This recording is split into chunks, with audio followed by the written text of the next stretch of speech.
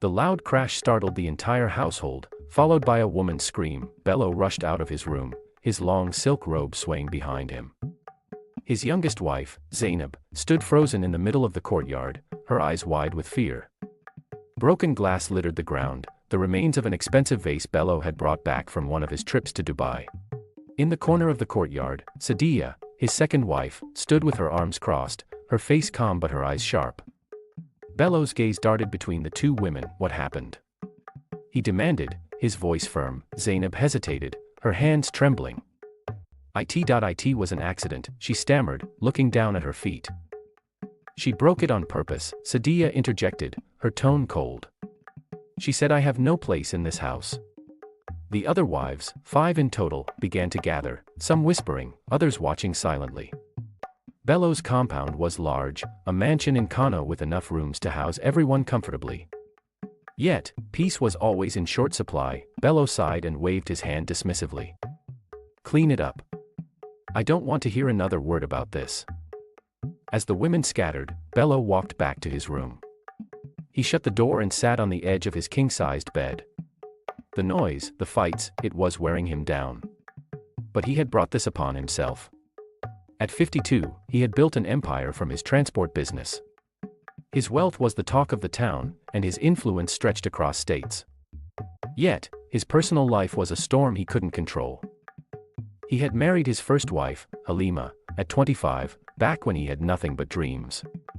She had been with him through the hard times, raising their 3 children in a modest 2-room apartment. But as his fortune grew, so did his desire for more. More cars, more houses, more women. By 35, he had married his second wife, Sadia.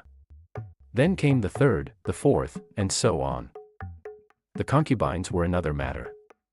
Bello thought he was discreet, but everyone knew. The staff whispered, the neighbors speculated, and sometimes his wives found evidence, a lipstick-stained shirt, unfamiliar perfume lingering on his clothes. Still, they stayed. For some, it was the financial security. For others, it was pride, a refusal to leave what they saw as their rightful position. That night, as Bello sat at the dinner table surrounded by his wives and children, the tension was palpable. The wives barely spoke to each other, only addressing Bello or the children. The younger kids giggled and played, oblivious to the undercurrents. Bello ate in silence, his mind elsewhere. Later, in the privacy of his study, he poured himself a glass of whiskey. The house was quiet now, but he knew it wouldn't last. The jealousy, the arguments, the endless drama, it was all a part of his life. He had wanted it, hadn't he? The status, the respect, the power that came with being a man of his standing. But he hadn't foreseen the cost. As the clock struck midnight, Bello leaned back in his chair and stared at the ceiling. He had everything, yet he felt trapped. The wealth, the wives, the concubines, they were supposed to bring him happiness. Instead, they had brought chaos, and deep down, Bello knew, this was the life he had chosen, and there was no turning back. Thank you for watching this video. Click the subscribe button and hit the notification bell for more videos.